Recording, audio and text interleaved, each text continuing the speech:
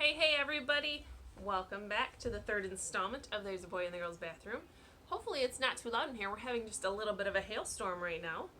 So I'll try to read above it and we'll just see what we can do. Chapter 5. At dinner, Bradley's father asked how the meeting with Bradley's teacher went. Bradley looked down at his mashed potatoes. Fine, said his mother. Bradley's doing very well. Good, glad to hear it, said his father. Bradley was glad to hear it too. Later that evening, his mother came into his room. I met Miss Davis, the new counselor, she said. You're going to begin seeing her tomorrow. No, said Bradley, I won't go. Please, Bradley, don't be that way. She can help you if you let her. I don't need any help. You said I was doing very well.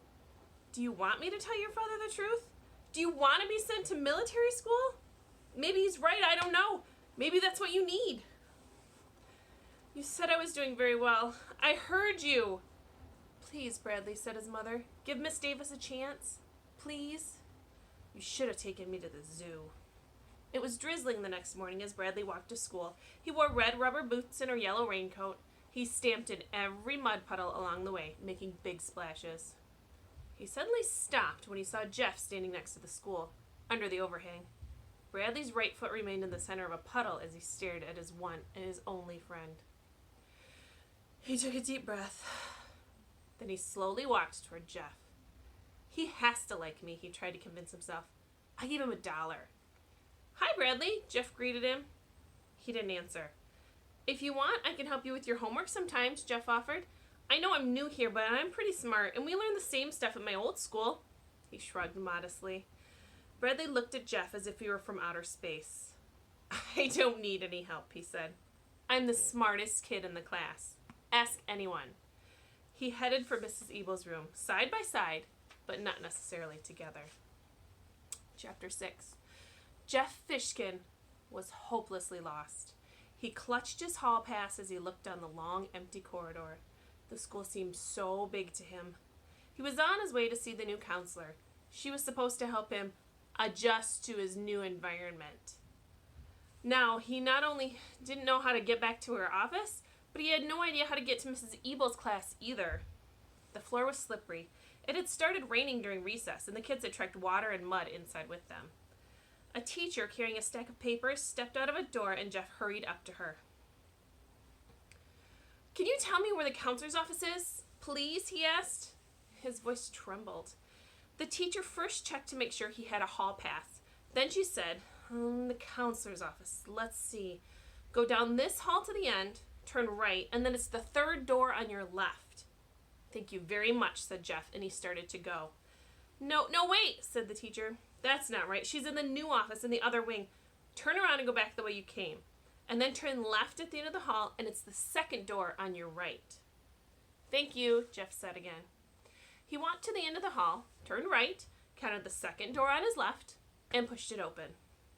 A girl with red hair and a freckled face was washing her hands at the sink. When she saw Jeff, her mouth dropped open. What are you doing in here? She asked.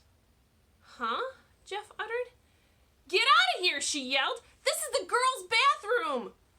Jeff froze. He covered his face with his hands and then he dashed out the door. There's a boy in the girls' bathroom! The girl screamed after him.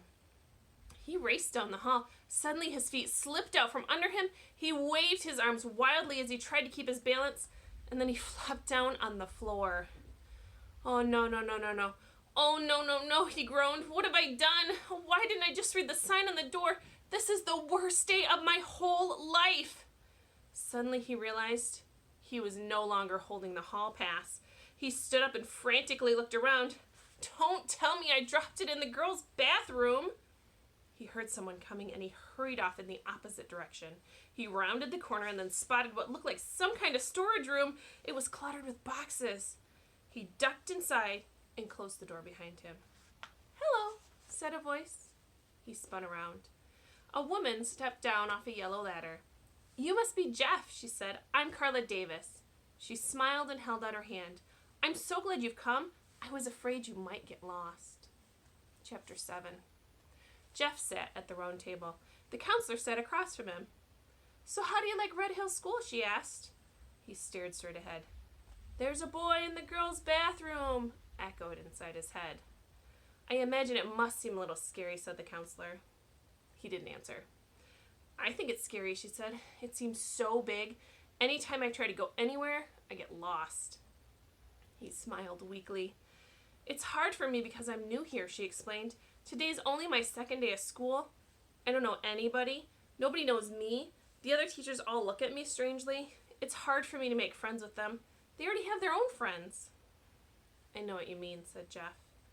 "Maybe you could help me," said the counselor. "Me?" said Jeff. "How can I help you? I'm the one who needs help." "Well, maybe we can help each other. What do you think about that?" "How?" "We're the two new kids at school," she said. "We can share our experiences and learn from each other." Jeff smiled. "Okay, Miss Davis," he said. "Jeff," she said, "if we're going to be friends, I want you to call me Carla, not Miss Davis." He laughed. "Do you think Carla's a funny name?" "Oh, no, I've just never called a teacher by her first name, that's all." "But we're friends. Friends don't call each other Miss Davis and Mr. Fishkin, do they?" Jeff laughed again. "No," he said, and then he frowned. "The kids in my class call me Fish Face." "Have you made any friends?" asked Carla. "I sort of made one friend," said Jeff, "but I don't like him." "How can I be your friend if you don't like him?" "Nobody likes him. At first I felt sorry for him because nobody wanted to sit by him. Mrs. Ebel said it right out loud in front of the whole class. 'Nobody likes sitting there,' she said. It was like he wasn't even there. It's bad enough when a kid says something like that, but a teacher?" "It must have hurt his feelings," said Carla. "No, he just smiled." "He may have been smiling on the outside, but do you think he was really smiling on the inside?" "I don't know. I guess not. I guess that's why I tried to be friends with him. I told him I liked sitting next to him, and then he said, 'Give me $1 or I'll spit on you.'" "What'd you do?" "I gave him $1. I didn't want him to spit on me. And then later he said, 'I'll give you $1 to be my friend.' So I took it. It was my $1. So does that mean I have to be his friend even though I just broke even?" "What do you think friendship is?" Carla asked him. "I don't know. I mean, I know what it is, but I can't explain it." "Is it something you could buy and sell? Can I go to the store and get a quart of milk, a dozen eggs, and a friend?" Jeff laughed. "No. So does that mean I don't have to be friends with him?" "I won't tell you what to do," said Carla. "All I can do is help you think for yourself." "I don't even know if Bradley wants to be my friend," said Jeff. "Today at recess we hung around together, but we didn't do anything. He acted like I wasn't even there. And then when it started to rain, he ran around trying to push little kids in the mud."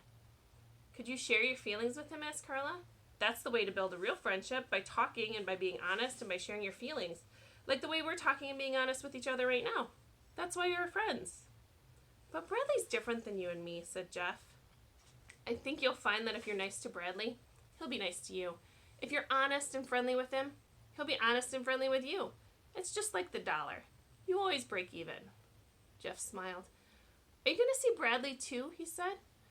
"Yes, later today." "Do you think you'll be able to help him?" "I don't know." "I hope so. I think he needs help even more than me. You won't tell him anything I said though, will you?" "No, that's one of my most important rules. I never repeat anything anyone tells me here around the round table." "Never?" She shook her head. "What about the other teachers?" She shook it again. "What about to the principal?" "Nope." "Okay," said Jeff. He took a breath. "Here goes." He grimaced. "On the way here, I got a little lost and I accidentally went into the girls' bathroom." He covered his face with his hands. Mrs. Ebel, this is chapter 8, was teaching geography. Everybody in the class had a map of the United States on his or her desk. Bradley's map was different from all the others. California was above Wisconsin, Florida stuck out of Texas. He picked up his pair of scissors and carefully cut out Tennessee. He was a good cutter. The edge of his scissors never left the black line. He wondered what was happening to Jeff. He knew he was at the counselor's office. He imagined she was doing all kinds of horrible things to him. He had tried to tell Jeff at recess not to go see her. He taped Tennessee to Washington. He was a very messy taper. His piece of tape twisted and stuck to itself. He looked up as Jeff entered the room and watched him hang the hall pass on the hook behind Mrs. Ebel's desk. Then he looked away as Jeff headed for the seat next to him. When the bell rang for lunch, he shoved his map into his desk and pulled out his paper sack. Because of the rain, everyone had to eat inside in the auditorium. He and Jeff walked there together, sort of. He's walking next to me, Bradley thought, but I'm not walking next to him. The auditorium was hot, steamy, and noisy. Long tables with benches had been set up across the room. "Where do you want to sit?" asked Jeff. Bradley ignored him. He stood on his tiptoes and looked around the room as if he was trying to locate his real friends. Jeff walked away and sat at one of the tables. Bradley walked behind where Jeff was sitting. I think I'll sit here," he said aloud, as if he didn't know that Jeff were there. He stepped over the bench and sat down next to him. "Hi," said Jeff. Bradley faced him for the first time. "Oh, it's you," he said. They ate their lunches. "What are you eating?" asked Jeff. "Peanut butter sandwich," said Bradley. As he spoke, bits of peanut butter and bread flew from his mouth. "What about you?" "Tuna fish," said Jeff. Bradley swallowed his food and said, "I hate tuna fish." "My mother makes it good," said Jeff. "She chops apples into it." "I hate apples," said Bradley. He sucked the last drop of milk through his straw and then continued to suck, making a gurgling noise. Sitting 2 tables away from Jeff and Bradley were 3 girls, Melinda Birch, Lori Weston, and Colleen Varigold. They were talking and laughing about something funny that had happened to Colleen that morning. Colleen, who had red hair and a freckled face, covered her mouth with her hand. "There he is," she whispered. "It's him!" "Where?" asked Lori. "Don't look at him," said Colleen. "He's right there, sitting next to Bradley Chalkers." "Bradley Chalkers," said Lori. "I think I'm going to throw up." "Don't look," whispered Colleen. Bradley stopped sucking on a straw. "What'd the counselor do to you?" he asked. Jeff shrugged. "Nothing." "Did she yell a lot? Was she mean and ugly?" "No, she was nice. I think you'll like her." "Me?" asked Bradley. "I'm not going to see her. I didn't do anything wrong." "She's good at helping you solve your problems," said Jeff. "I don't have any problems," said Bradley. He bit ferociously into a red, delicious apple. "I thought you said you hated apples," said Jeff. Bradley shoved the apple back inside the paper sack. "That wasn't an apple," he said. "It was a banana." Jeff's face suddenly changed color, first white and then bright red. "Ooh, I think he sees you," said Melinda. Lori laughed. Colleen blushed. "Come on," said Lori. "Let's go talk to him." She stood up. Lori Weston was a short, skinny girl with long, straight black hair.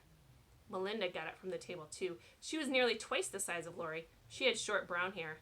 "No, don't go," pleaded Colleen. "What's the matter?" asked Bradley. Nothing," said Jeff. "So, did I miss anything in class?" "No, Mrs. Ebel gave everybody a map."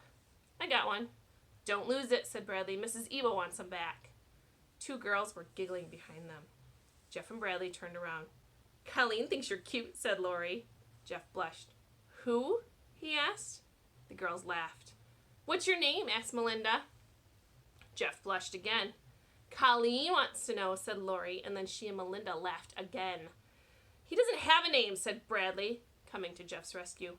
He hated Lori. She had the biggest mouth in the whole school. She was always laughing, too. He could hear her laugh from one end of the school to the other. "Ew, Bradley Chalkers," said Lori, holding her nose. "Lori Loudmouth," said Bradley. "We're not talking to you, Bradley," said Melinda. "Get out of here or I'll punch your face in," he replied. "You wouldn't hit a girl," said Melinda. "That's what you think." He shook his fist. Melinda and Lori backed away. "We only wanted to know his name," said Melinda. "And what he was doing in the girls' bathroom," screeched Lori. The 2 girls laughed and ran back to Colleen. Bradley slowly turned and looked at Jeff, amazed. Jeff sat with his head on the table and his arms over his head. "You went into the girls' bathroom?" Bradley asked. "So what?" said Jeff from under his elbow. "Carla says—" "Me too," declared Bradley. "I go all the time. I like to make them scream." He smiled at Jeff. That's where we'll stop today. Well, what do you think? Were you surprised when it was Jeff who went into the girls' bathroom? Do you really think that Bradley goes in there all the time? Tell me what you think, and I'll read some more tomorrow.